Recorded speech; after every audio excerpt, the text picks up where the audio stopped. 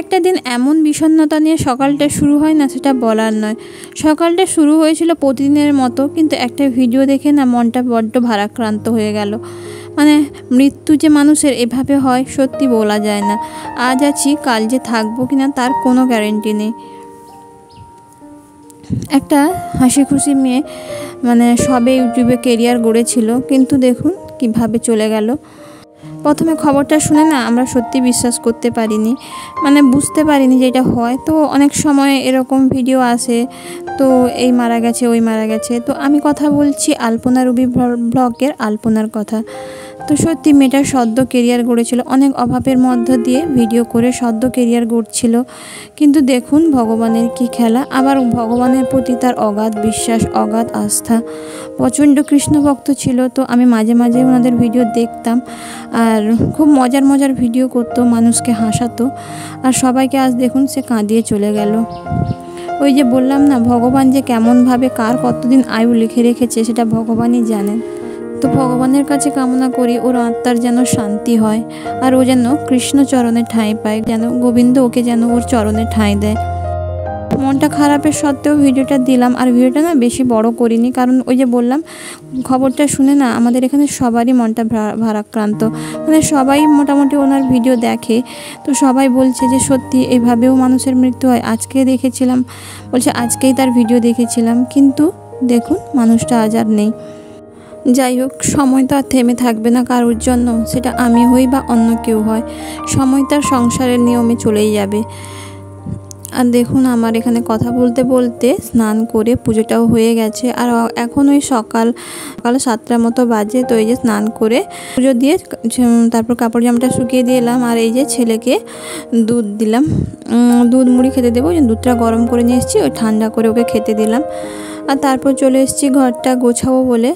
তো ঘরটা গুছিয়ে নিই, ঘরটা গুছিয়ে তারপর ছেলে কি খেয়ে যাবে একটু করব। আর আজকে আমাদের রান্নাটাও একসঙ্গেই হবে, সবাই মিলে একসঙ্গে খাবে বলছে।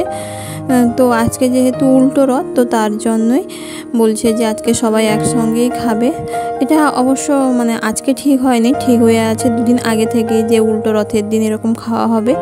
তো সেইভাবেই সমস্ত আয়োজনও হয়ে গেছে। তার জন্য মন খারাপ থাকলেও ওখানে আমার যেতে হবে, কাজও করতে হবে। আর সব কিছু নিয়েই তো সংসার। তো এই একটাই কথা বললাম যে ও যেখানে থাকুক ভালো থাকুক, শান্তিতে থাকুক। আর কথা বলতে বলতে ঘরটাও গোছানো হয়ে গেছে, ঘরটা গুছিয়ে নেব, বিছানাটা গুছিয়ে ঘরটা গুছিয়ে নেব। আর ছেলের স্কুল আছে, তো ও বেরোবে। আর এখন ওই 8টা সাড়ে 8টা মতো বাজে। আর আমি খবরটা না ওই 9টার দিকে পেয়েছিলাম, মানে বিছানা গুছিয়ে তারপর যখন মোবাইলটা খুলি তো তখনই আমি খবরটা পেয়েছিলাম। আর সবচেয়ে বেশি খারাপ লাগছে না ওর মায়ের কথা ভেবে। মানে কোনো মায়ের সামনে যদি তার সন্তান চলে যায় না, এর থেকে কষ্ট, এর থেকে দুঃখ মনে পৃথিবীতে আর কিছু হয় না, আমার কাছে যা মনে হয়। মানে কোনো মা যদি সন্তান হারা হয়, তার থেকে কষ্ট মনে দুনিয়াতে আর কিছু নেই। তাকে যত আঘাত করো, একজন সন্তান হারা মায়ের কাছে আর কোনো আঘাতই যেন মূল্যহীন। বিছানাটা গোছানো আমার কমপ্লিট। তো বিছানাটা গুছিয়ে দিয়ে তারপর এই যে কিছু জামা কাপড় পড়েছিল, তো ওই জামা কাপড়গুলোকে একটু ভাঁজ করে তুলে দিলাম। আর জামা কাপড়গুলো ভাঁজ করে রেখে দিয়ে আমি ওখানে যাব, কারণ এখানে মোটামুটি কাজ আমার শেষ হয়ে গেছে। ওখানে একটু সবজি কাটতে হবে, তো তাই ওখানে একটু যাব। আর রান্নাঘরটা একটু গোছাতে হবে, রান্নাঘরটা একটু গোছাতে বাকি আছে। আর এদিকে জানলার পর্দাটা খোলা হয়েছিল না, তো জানলার পর্দাটা খুলে দিলাম। ব্যাস, এই দেখুন আমার ঘরটা এইভাবেই গোছানো থাকে সব সময়। আর যেহেতু ঘরটা আমি সকালবেলায় মুছে নিয়েছি, আর পাপোশটা সেই জন্য না উল্টানো ছিল, তো পাপোশটাকেও ঠিক করে দিলাম। তারপরে এই যে ঘরের লাইটটা অফ করে দিয়ে চলে এলাম। আর এই যে রান্নাঘরে চলে এসেছি। তো রান্নাঘরের টেবিলটা আগে মুছে নিয়েছি, তারপরে এই যে গ্যাসটা মুছে নিলাম। গ্যাসটা মুছে নিয়ে তারপরে যাব, কারণ ঘরের কাজ না শেষ করে না ওখানে গেলে আবার ঘরের কাজগুলো আমার পড়ে থাকবে। তো সেই জন্য ঘরের কাজগুলো শেষ করে দিয়ে আমি ওখানে যাব।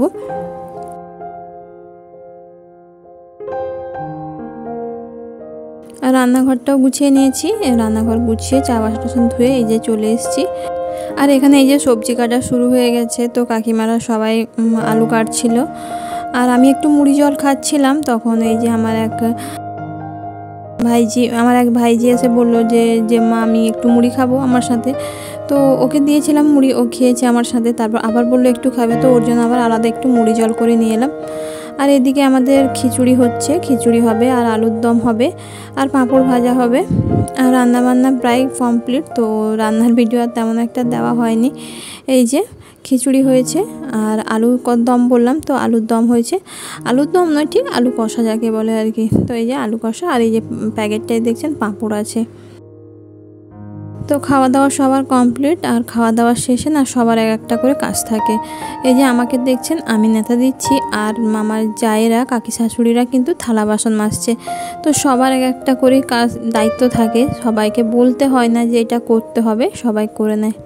তারপর খাওয়া দাওয়া সব শেষ হয়েছে। তারপর আমার ভাই ফোন করলো যে মার শরীরটা খারাপ, মায়ের নাকি ভীষণ জ্বর। তো মার সঙ্গে আবার দেখা করতে গেলাম খাওয়া দাওয়া শেষ করে। তো দেখা করে ওখান থেকে হয়ে দোকানে গেছিলাম। তো দোকান থেকে ফিরে এসে দেখি এখানেও রান্নাবান্না চলছে, রাত্রেও রান্নাবান্না হবে। সবাই বললো যে নিরামিষ যখন একসঙ্গে সবাই রান্নাবান্না করে ফেলি। আর এই যে গোবিন্দের প্রসাদ এসেছিলো, ভগবান আমাদের এখানে মন্দির আছে শ্রীকৃষ্ণের, তো ওখান থেকে প্রসাদ এসেছিলো, ওগুলো খেলাম। আর রান্নাবান্না প্রায় নয়, রান্নাবান্না পুরো কমপ্লিট। তো সোয়াবিনের তরকারি হয়েছে আর একটা এমনি সবজি তরকারি হয়েছে। আর এই যে জায়গা করে সবাইকে খেতে দিয়ে দেওয়া হচ্ছে। আর অন্ধকারের জন্য আর বেশি ভিডিও করতে পারিনি, লাইটটা না ঠিকঠাক পড়ছে না, তো ওই জন্য আর বেশি বড় করব না। তো সবাইকে খেতে দিয়ে তারপর আমরা খাওয়া দাওয়া করে এই যে চলে এসেছি। তো আজকের ভিডিওটা এ পর্যন্ত। সবাই অবশ্যই ভালো থাকবেন, সুস্থ থাকবেন আমার বন্ধুরা।